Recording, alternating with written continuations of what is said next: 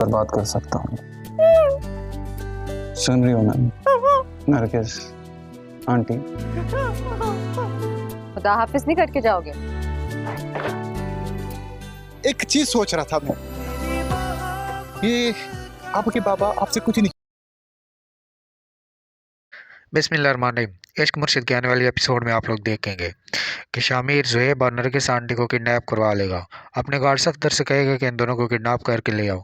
वो उसे किडनैप करेगा और उनकी आंखों पर पट्टी बांध देगा और उन दोनों को एक अजनबी जगह पर ले जाएगा। वहाँ पर एक रूम होगा और वहाँ पर बंद कर देगा। फिर शामिर आएगा और शामिर नरगिस आंटी के पास आएगा और उससे बोलेगा कि मैं अपने प्यार के लिए कुछ भी कर सकता हूँ, किसी को भी बर्बाद कर सकता हूँ। जबकि नरगिस आंटी बहुत ज़्यादा गुस्सा हो रही होती है, वो ज़ुहैब से लड़ रही होती है, कहती है कि मुझे लगता है तुम्हारा किसी लड़की से चक्कर है, इसलिए हमें यहाँ पर लोग ले आए और हमारे साथ पता नहीं क्या होगा।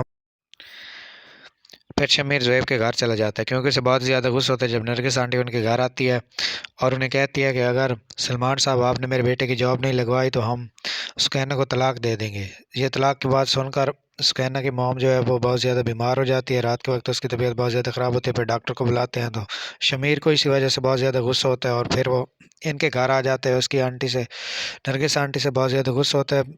असल में तो वो उसे बताना चाहता है कि मैं आपका मददगार हूँ, 3 दिन के अंदर ही अंदर आप ज़ुहैब की जॉब आ जाएगी। जबकि नरगिस आंटी तो नहीं जानती कि शमीर साहब तो लैंडलॉर्ड हैं। तो इस वजह से नरगिस आंटी उसका मजाक उड़ाती है, उसे बहुत ज़्यादा ताने देती है और उसे थप्पड़ मारने की कोशिश करती है। तो शमीर उसका हाथ पकड़ लेता है। तो फिर जब हाथ पकड़ लेता है तो नरगिस आंटी बहाने बनाना शुरू कर देती है, कहती है कि इसने मुझे बदतमीजी की, ऐसा किया वैसा किया। तो वो ज़ुहैब को बुलाती है और कहती है कि इधर आ जाओ, इसे निकालो हमारे घर से। जब ज़ुहैब आता है तो शमीर जो है वो नीचे बैठ जाता है और कहता है कि नहीं मैंने तो कुछ भी नहीं किया, ऐसा फील करवाता है। हालांकि नरगिस आंटी तो बहुत ज़्यादा ड्रामे कर रही होती है और नरगिस आंटी को तो बहाने बनाना बेहतरीन तरीके से आते हैं। वो फजल बख्श को नीचे दिखाने की कोशिश करती है, हालांकि फजल बख्श दोस्त से भी ज़्यादा चालाक निकलता है और फजल बख्श नीचे बैठ जाता है। तो फिर वो और परेशान हो जाती है और कहती है कि देखो इसके ड्रामे देखो, पहले ये इसने मेरा हाथ पकड़ा है, मुझे थप्पड़ मारने की कोशिश की है और अब देखो ये नीचे बैठ गया है। तो फिर ज़ुहैब को बुलाती है, ज़ुहैब से कहती है ज़ुहैब इधर आओ, देखो इसके कारनामे देखो, ये मुझे मारना चाह रहा था। जबकि ज़ुहैब कहता है कि मैं तुम्हारा वो हशर करूँगा तो तुम देखती रह जाओगी, सारी ज़िंदगी याद रखोगी, किसी के साथ ऐसा नहीं करोगी। फिर ज़ुहैब आकर शमीर को धक्का देता है तो शमीर ज़ुहैब को गले से पकड़ लेता है और उससे भी धक्का देता है। तो ज़ुहैब डर जाता है और ज़ुहैब कहता है कि अच्छा ठीक है रहने दो, जाओ तुम जाओ मेरे घर से जाओ। तो कहते हैं निकालो इसको हमारे घर से निकालो, और अंदर से दरवाज़ा बंद करके कभी खोलती है कभी बंद करती है और कहती है इसको हमारे घर से निकालो। फिर शमीर जो है वो उसके घर से चला जाता है। तो नरगिस सलमान साहब को बता देती है कि शमीर ने हमारे साथ बदतमीज़ी की और बहुत गलत बिहेव किया है और इसने मुझे धक्के दिए, मेरे बेटे को भी धक्के दिए और मेरे साथ बदतमीज़ी की, मुझे थप्पड़ मारने की कोशिश की, जबकि थप्पड़ तो उसने खुद मारने की कोशिश की। फिर सलमान साहब बहुत ज़्यादा नाराज़ होते हैं, परेशान होकर बैठ जाते हैं अपने ऑफिस में और फिर थोड़ी देर बाद शमीर को कॉल करते हैं। थोड़ी देर बाद फजल बख्श ऑफिस में पहुंचते और सीधे सलमान साहब के रूम में जाते हैं। सलमान साहब अपने चेयर पर बैठे होते हैं। सलमान साहब खड़े हो जाते हैं जब शमीर को देखते हैं। फिर वो फजल बख्श की तरफ आते हैं और कहते हैं कि तुम्हारी हिम्मत कैसे हुई मेरी बहन के साथ ऐसा बिहेव करने की, तुम होते कौन हो, तुम हमारे रिश्तेदार हो, हमारे ख़ानदान में तुम कैसे इंटरफेयर कर सकते हो, तुम्हारी जरूरत कैसे हुई। बहुत ज़्यादा गुस्सा होती है। शमीर कहता है सॉरी सर, ऐसा नहीं करना चाहिए था, बस मैं जज्बाती हो गया था, मुझे आप उसकी बातें सुनकर बर्दाश्त मुझसे नहीं हो रहा था। तो फिर सलमान साहब उसे बहुत ज़्यादा गुस्सा हो जाते हैं और उसे थप्पड़ मार देते हैं। फिर सलमान साहब उसे कहते हैं कि निकल जाओ मेरे रूम से और जाओ अपना काम करो, आइंदा ऐसी हरकत करने की कोई ज़रूरत नहीं है, ना ही हमें परेशान करना और हमारी फैमिली में इंटरफेयर करने की कोई ज़रूरत नहीं है तुम्हें, तुम जहाँ पर हो वहीं रहो। उसके बाद शमीर बहुत ज़्यादा नाराज़ हो जाता है सलमान साहब से भी और परेशान हो। उसके बाद जब घर आता है तो अपने रूम में खड़ा होता है, ऐसे ही टहल रहा होता है और कुछ खा रहा होता है। जब खा रहा होता है तो मूव करता है, बैग जाने देखता है तो शिप्रा उसको गौर से देख रही होती है। तो इस तरह वो रोमांस में चला जाता है और शिप्रा के ख्यालों में खो जाता है और शिप्रा से बहुत ज़्यादा मोहब्बत करता है। जब भी उसे देखता है बहुत ज़्यादा रोमांटिक हो जाता है और अपने ख्याल शिप्रा की तरफ ही बढ़ा लेता है और उसे इम्प्रेस करने के लिए कोशिश करता रहता है, हर वक्त उसे इम्प्रेस करने की ट्राई करता है क्योंकि वो उससे बहुत ज़्यादा मोहब्बत करता है। जब ऑफिस से बाहर आता है तो अपने चेयर पर बैठता है तो लेट जाता है, जबकि उसके दोस्त जिनको पैसे देकर उसने बनाया हुआ तो उनसे कहते, वो पूछते हैं क्या हुआ तो वो कहता है कुछ भी नहीं, ऐसी कोई बात नहीं है। फिर थोड़ी भी देर बाद गुजरती है तो उसके बाद ज़ुहैब सुकैना को कॉल करता है और दोनों एक दूसरे से बातें करते हैं। जबकि ज़ुहैब कहता है कि अंकल को ऐसा नहीं करना चाहिए था, मेरा बाप भी नहीं और मेरे सहारा भी वही हैं। जबकि वो जानते भी हैं कि मेरे उनके बगैर कोई सहारा नहीं और जॉब के अलावा कोई और चारा भी नहीं है, तो मेरी जॉब लगवा दें, इसके अलावा क्या हो सकता है। तो सुकैना कहती है तो मैं क्या करूँ, मैं क्या कर सकती हूँ, इतनी बार तो कहा है, हम और क्या कर सकते हैं, अब जो भी होगा वही हमारे ख़ानदान वाले करेंगे, हमारे माँ बाप ही करेगा। जबकि तुम्हारी मॉम जो है वो तो तलाक देने के अलावा और कुछ कर भी नहीं सकती, उसे और कोई बात भी नहीं आती। हमारी मॉम की हर वक्त बेइज्जती करके चली जाती है।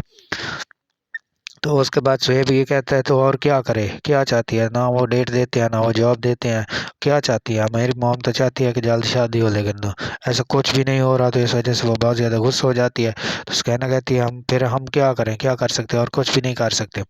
जबकि दूसरी जानब सुबह सवेरे खाने खाने पर शिब्रा और उसकी माँ बैठी होती है, तो शिब्रा कहती है मॉम छोड़ देना, ऐसा रोज़ाना होता है, कोई तो पहली बार थोड़ा हुआ है, इतना स्ट्रेस लेने की क्या ज़रूरत है मॉम, कुछ नहीं होगा, जो भी होगा होगा देखा जाएगा, आखिर जॉब हो जाएगी ज़ुहैब की और सुकैना की भी शादी हो जाएगी।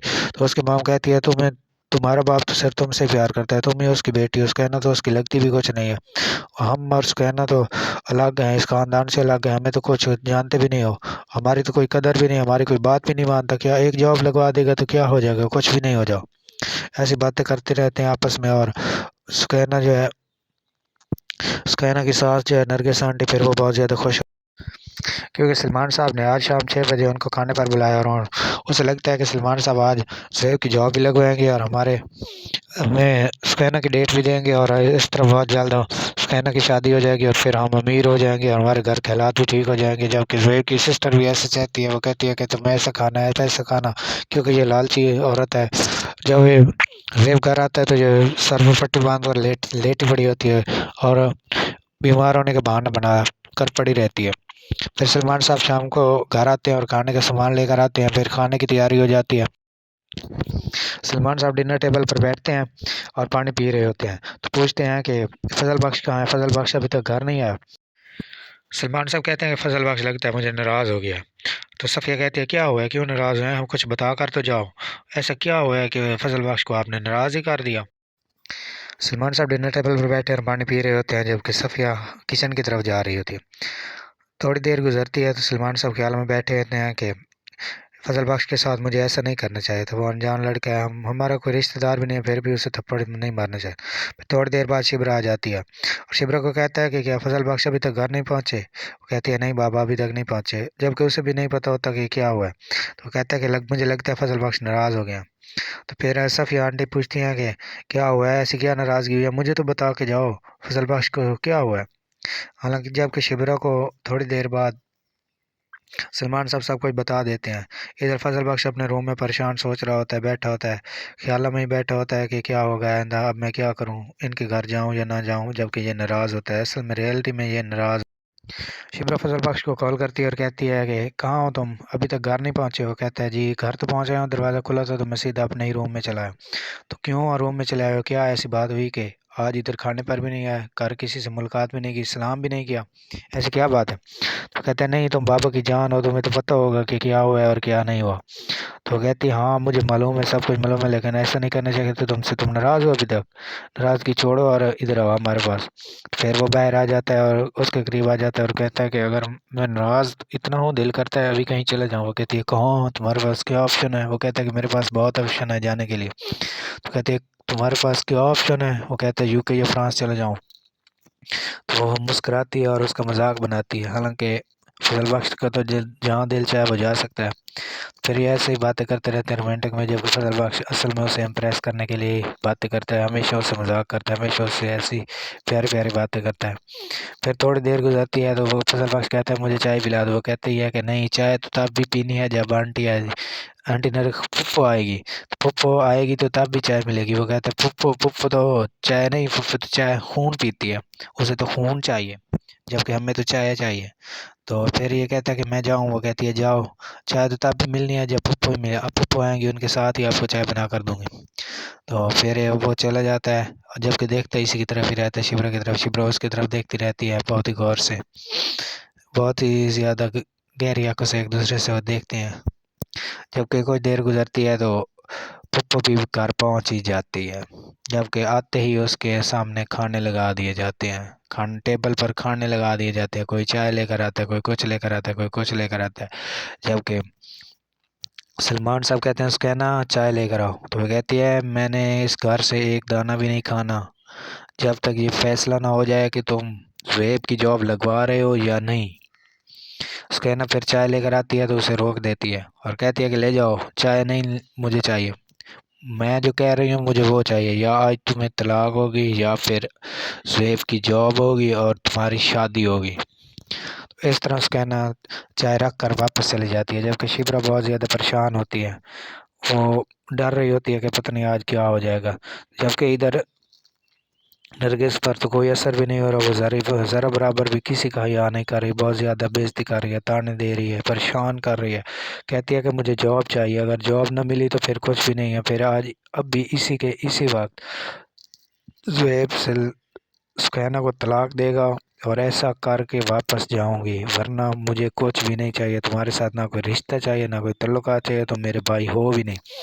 क्योंकि थोड़ी देर गुजरती है तो फिर सलमान साहब को बोलने का मौका देती है। सलमान साहब कहते हैं मैंने अपनी बेटी को हमेशा हक हलाल खिलाया और हक हलाल पिलाया है, और मैं अपनी बेटियों को अपने आप पर कोई बोझ नहीं समझता, और मुझे अपनी औलाद पर फ़ख्र है, इन्होंने आज तक कभी कोई गलत नहीं किया। और मैं आपको बता रहा हूँ कि मेरी पेंशन जितनी भी होगी 80 लाख होगी, 70 लाख होगी, मैं सब की सब ज़ुएब को दे दूँगा, और इस 70-80 लाख से ज़ुएब अच्छा व भला कारोबार कर सकता है, ईमानदारी से बैठ के खा सकता है और अपनी ज़िंदगी गुजार सकता है, अपने बच्चों को हक हलाल खिला सकता है, पिला सकता है। तो फिर ये वो और गुस्सा हो जाती है, भड़क जाती है और कहती है कि तुम मुझे अपनी बेटी को सदका दे रहे हो, तुम चाहते क्या हो कि मैं तुम्हारी बहन नहीं हूँ, मेरे सर पर हमारे माँ बाप के मरने के बाद आपने कभी मेरे सर पर हाथ नहीं रखा, आप चाहते भी नहीं है कि मैं ऐसा कर लूँ। तो गुस्सा हो जाती है और कहती है ज़ुएब से कहती है अभी इसे तलाक दो, तलाक दो, अब भी सुकैना को तलाक दो, आराम घर जाएंगे, ये रिश्ता आज ही हम ख़त्म करेंगे। तो सुकैना नाराज़ हो जाती है और सुकैना को बहुत ज़्यादा गुस्सा होता है कि हर रोज़ाना ऐसे ही होता है, तो क्यों ना आज फिर ये रिश्ता ख़त्म ही हो जाए। सुकैना आ जाती है और आंटी से भी कहती है कि जी आंटी बिल्कुल आप ठीक कह रही हैं, ज़ुएब से कहे कि मुझे तलाक दे, कहो कहो मैं तुझे तलाक देता हूँ, कहो मैं तुझे तलाक देता हूँ। तो फिर ज़ुएब के पास चली जाती है, बहुत ज़्यादा गुस्सा हो जाती है और उससे भी कहती है कि मुझे 2 तलाक, तुम्हारी आंटी भी यही चाहती है, मेरे घर वाले भी यही चाहते हैं, इस रिश्ते में और बेहतरी तो है नहीं, इसके अलावा और जलील होना है, रुसवा होना है, उससे बेहतर है कि ये रिश्ता ख़त्म ही हो जाए, ख़त्म क्यों ना हो जाए। फिर शिब्रा उसे पकड़ती है, बहुत ज़्यादा कोशिश करती है कि सुकैना होश में हो, ऐसा नहीं करना अपने बाबा से। जब सुकैना कहती है कि बाबा आप भी यही चाहते हैं कि मेरा रिश्ता ख़त्म हो जाए, तो फिर वो बहुत ज़्यादा नाराज़ होती है, तो शिब्रा को गुस्सा आ जाता है। जब बाबा से ये नाराज़ होती है तो शिब्रा सुकैना को थप्पड़ मारती है और कहती है कि जाओ तुम अपने रूम में। सुकैना अपने रूम में चली जाती है और फिर ज़ुएब से कहती है बेगैरत तुम अभी तक खड़े हो, अगर तलाक देनी है तो तलाक दो, रिश्ता ख़त्म कर दो, और रोज़ के लड़ाई झगड़ों से जान छूट जाएगी, और ख़त्म करो इस रिश्ते को, जो चाहती हो तुम वही होगा, या अपनी मॉम को लेकर यहाँ से दफ़ा हो जाओ, हम तुम्हारी हमें कोई ज़रूरत नहीं है, कुछ तुमसे आपसे मुझे कुछ भी नहीं चाहिए, चले जाओ यहाँ से। शिप्रा भी गुस्सा हो जाती है, फिर इनके घर में बहुत ज़्यादा परेशान हो जाती है, बाबा के पास आती है। बाबा परेशान होने की ज़रूरत नहीं है, बाबा अकेला बैठा सोच रहा होता है कि पता नहीं क्या होगा, हर रोज़ाना नया झगड़ा होता है। तो फिर शिप्रा अपने बाबा को तसल्ली देने के लिए आती है, तो बाबा कहता है नहीं बेटा आप जाओ, ऐसी कोई बात नहीं है, मुझे अकेले रहने दो। जबकि फजल बख्श भी देख रहा है दूर से, और फजल बख्श भी दिल से परेशान है, वो भी नहीं चाहता कि ऐसा कुछ भी ना हो, जबकि फजल बख्श को अब इस ख़ानदान से मोहब्बत हो चुकी है, जबकि सारी फैमिली की बहुत ज़्यादा रिस्पेक्ट करता है जस्ट शिब्रा के लिए, शिब्रा से बहुत ज़्यादा प्यार भी करता है। जब दूसरी जानब फजल बख्श का बाप उसे कॉल कर रहा होता है, शमीर का बाप उसे कॉल कर रहा होता है, तो उनकी सर्वेंट भी साथ बैठी होती है, मेड जो होती है घर में काम करने वाली, वो उसकी वाइफ से कहती है कि सर ने मुझे छुट्टियां नहीं दी, तो वेकेशन पर जाना चाहती थी, हमारे मेहमान आ रहे हैं, तो सर से कहें कि मुझे वेकेशन दे दें 1-2 दिन की। वो कहती है जाओ तुम जा सकती हो, तो वो बहुत ज़्यादा हैप्पी हो जाती है, फिर वो चली जाती है। उसके बाद शमीर के बाप को उसकी मॉम बताती है कि हारून साहब ने जो है अपनी बेटी के लिए शमीर को चुन लिया, और वो शमीर से ही शादी करेगी। उसने पूरी दुनिया में बस जस्ट शमीर को पसंद किया, और वो चाहता है कि अपनी बेटी की शादी शमीर से हो जाए। तो उसका बाप बहुत ज़्यादा खुश हो जाता है और कहता है कि मेरा बेटा भी ऐसा है। तो वो कहती है अब डिपेंड करता है शमीर से, क्या शमीर शादी करने के लिए तैयार होगा या ना होगा। तो वह बहुत ज़्यादा खुश हो जाता है कि ऐसा होगा शमीर